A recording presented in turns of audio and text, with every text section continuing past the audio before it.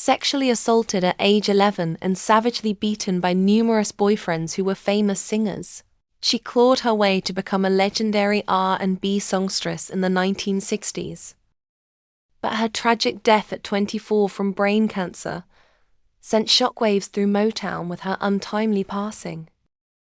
In this episode of Celebrity Afterlife, we remember the life of Tammi Terrell and help to keep her memory alive.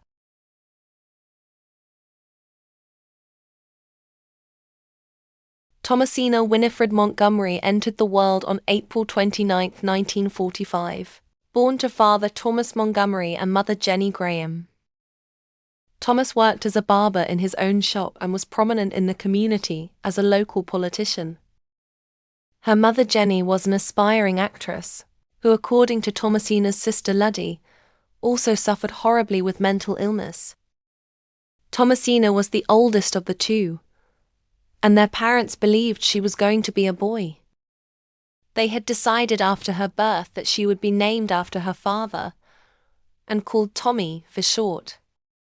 Later at the age of 12, Tommy decided that she wanted to be called Tammi, after seeing the film Tammi and the Bachelor, and falling in love with the theme song to the film. As documented in both the music docuseries Unsung and Luddy's book, My Sister Tommy, The Real Tammi Terrell, Tammi had experienced a horrific sexual assault at age 11, perpetrated by 3 local boys while walking home from school. This caused Tammi to suffer from mental and physical trauma for the rest of her life from the attack. She would also go on to battle debilitating migraine headaches throughout her life, thought by family members to be a contributing factor of her developing a brain tumor later on. But Tammi was a resilient child and focused on her goal in life, which was to be a famous singer. She would win a talent contest in her early teens, while she attended Germantown High School in Philadelphia, Pennsylvania. This achievement further reinforced to young Tammi that she would someday sing for the masses.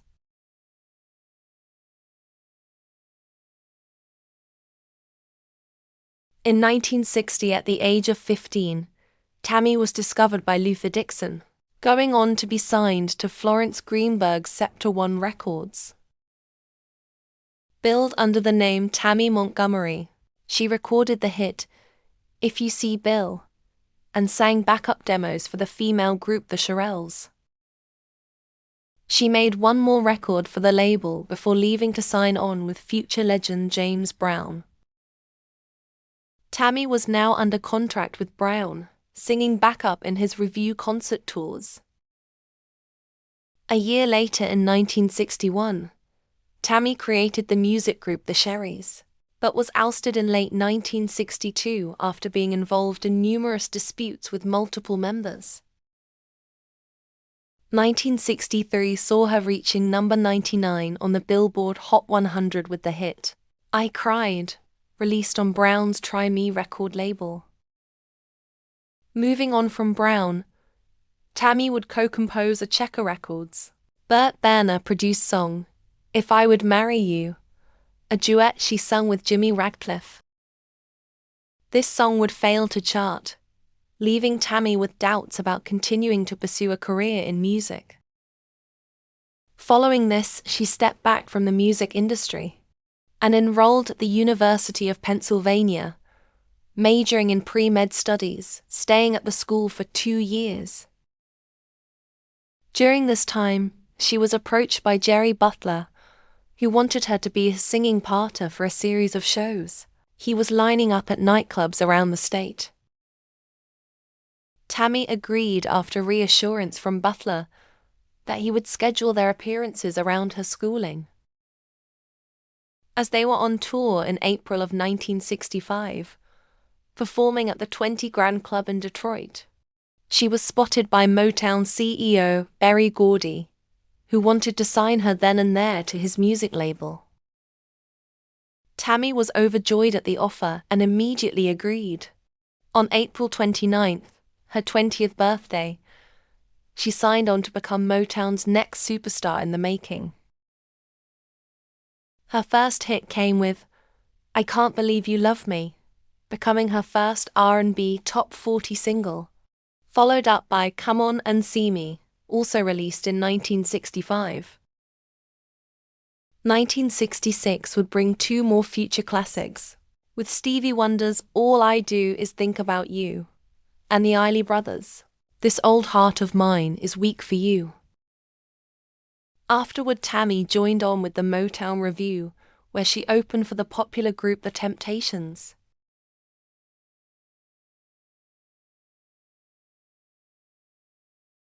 In 1967, Tammi would partner with singer Marvin Gaye, who had achieved massive success duetting with Mary Wells, Omar Hurd, and Kim Weston. Gaye would state later that he was amazed at how gifted Tammi was, and how singing with her felt entirely natural. Motown would record each singer's track separately before remixing the recordings, editing out the background vocals to give pure vocal dominance for the pair.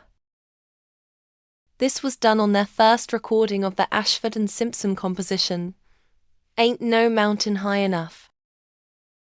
In the spring of 1967, the song became a crossover pop hit, reaching number 19 on the Billboard Hot 100 and number 3 on the R&B charts. Their follow-up, Your Precious Love, became an even bigger hit, reaching number 5 on the pop chart and number 2 on the R&B chart. At the end of 1967, the duo scored another top 10 single with If I Could Build My Whole World Around You, which peaked at number 10 on the pop chart and number 2 on the R&B chart. The song's B-side, the Marvin Gaye composition, If This World Were Mine, became a modest hit on both charts, number 68 pop, number 27 R&B. Tammi was now a bona fide R&B star. Throughout 1967, Gaye and Terrell performed together, releasing their first duet album United in the late summer of the year that contained all 4 of their hit singles. Gaye credited Tammi with helping him to overcome his shyness while on stage, a major reason why Gaye hated performing live. The duo was voted the number 1 R&B team in Cashbox magazine's annual year-end survey in 1970, garnering them numerous invitations to perform on television shows of the era. The popular Funk Brothers supported Gaye and Terrell on live shows as a backing band, starting in 1967.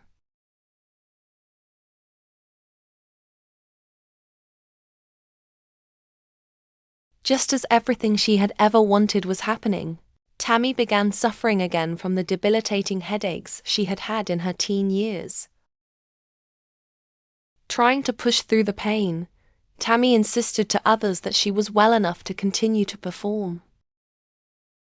On October 14, 1967, during a performance of Your Precious Love with Gaye at Hampton-Sydney College, just outside the town of Farmville, Virginia, Tammi suddenly collapsed into Gaye's arms on stage.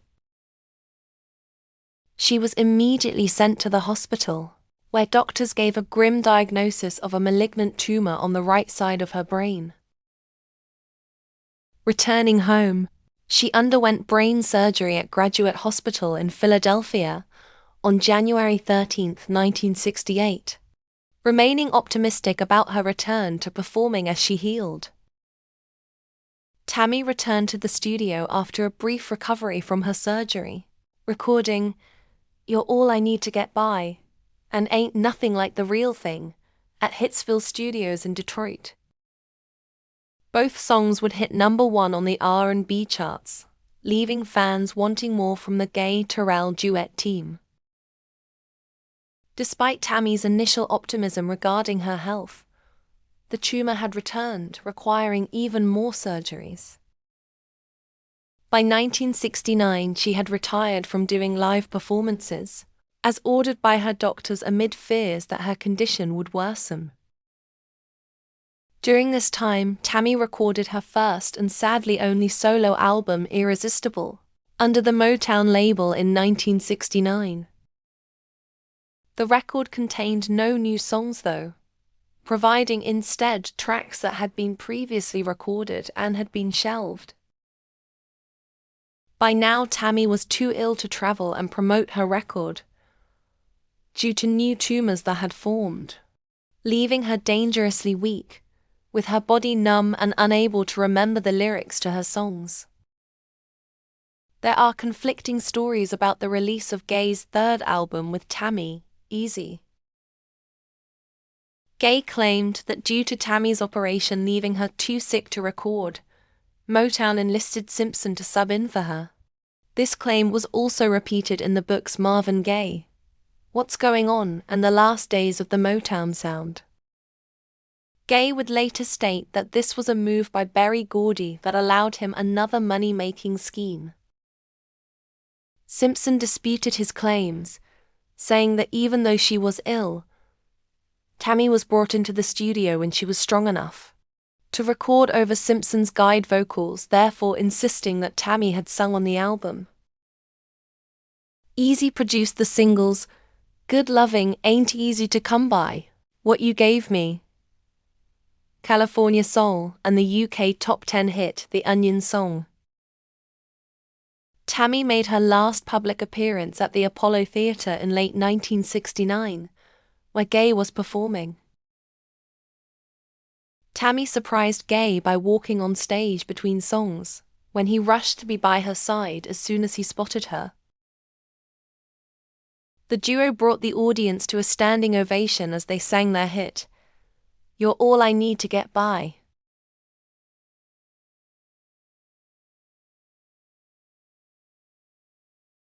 Tammi's relationship history was as sad as her childhood, leaving her in a constant rotation between abusive men. In 1969, while only 17 years old, Tammi became involved with a 12-year her senior, James Brown. The epic attacks on Tammi by Brown were legendary among those on the music scene, as they happened often and without warning. While on the road in 1963, Brown viciously attacked her for not watching his entire performance, causing her to leave him. A witness to the beating was famous Flames member Bobby Bennett, who said, "He beat Tammi Terrell terribly. She was bleeding, spitting blood. Tammi left him because she didn't want her butt whipped anymore." Things would worsen still in 1966, when Tammi would embark on a torrid romance with the Temptations' lead singer David Ruffin. While both were touring during the Motown Revue, Tammi would accept Ruffin's surprise marriage proposal. It was soon after that she announced their engagement on stage, only to find out that Ruffin was secretly already married with 3 children, and also had another girlfriend in Detroit.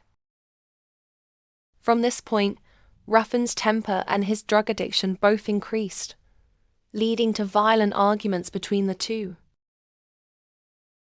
Sitting down with Ebony magazine in 1969, Tammi revealed that her emotional state during their whole relationship, along with the abuse she suffered at the hands of Ruffin, were contributing factors to her increase in headaches that followed the quarrels. The relationship ended in 1967, after Ruffin allegedly hit Tammi in the head with a hammer and with his motorcycle helmet, further worsening her already frail mental and physical health.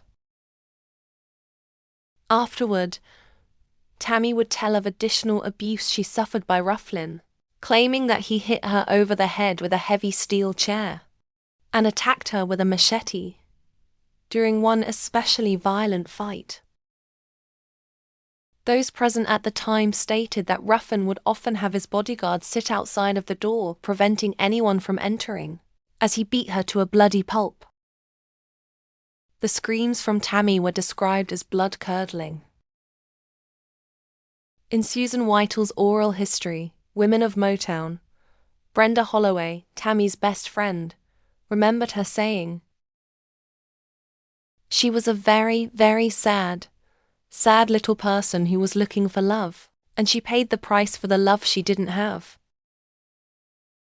She was a beautiful woman, but she was looking for love and she paid the price.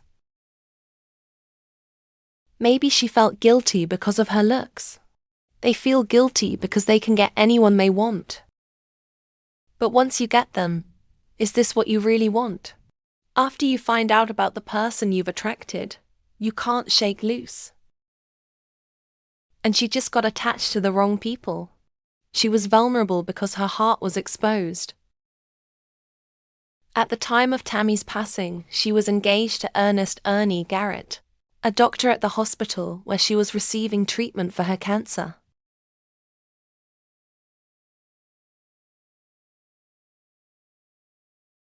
By early 1970, Tammi's condition had dramatically worsened due to complications from her brain tumors. She was experiencing hair loss, blindness, and was forced to use a wheelchair when she was out of bed. Following her eighth and final operation on January 21, 1970, Tammi slipped into a coma. She died on March 16, 1970 at the age of 24, weighing only 93 pounds. Her funeral was held at the Janes Methodist Church in Philadelphia, followed by her interment at Mount Lawn Cemetery in Sharon Hill, Pennsylvania, in Section A2, Range Number 21, Lot 29, Grave 1. Thousands of friends and fans alike were in attendance. At the funeral, Gaye delivered a final eulogy while You're All I Need to Get By was playing. According to Terrell's fiancé, Dr. Ernie Garrett, who knew Gaye, Terrell's mother, Jenny, angrily barred everyone at Motown from her funeral, except for Gaye, whom she felt was Tammi's closest friend. She blamed most of the label for failing to protect her from David Ruffin during their relationship. Tammi's passing sent shockwaves through Motown, especially Marvin Gaye, who was deeply mourning her death. Gaye reportedly never got over the loss of Tammi, and her passing led him down a path to depression and drug abuse, according to several biographers. Taking a hiatus from music until June of 1970, Gaye's grief was the motivation for his iconic album, What's Going On in 1970. The album, released in 1971, was a reflective look at his feelings during that time that dealt with mature themes related to Tammi's death.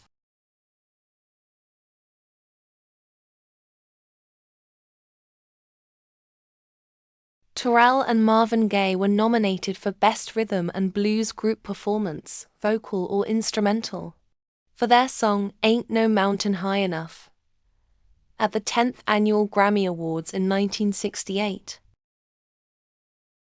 The song was later inducted into the Grammy Hall of Fame in 1999. With Tammi passing away so young, after achieving so much in her 24 years, one can only imagine what more she would have done. Rest in peace, Tammi. The light shines brighter wherever you are, because of you. What is your favorite Tammi Terrell song? Let us know in the comments below. Thanks so much for tuning into today's video. I post new videos every Tuesday, Thursday, and Saturday at 8 p.m. So be sure to like, subscribe, and click the bell to catch every episode where we dive into the Celebrity Afterlife.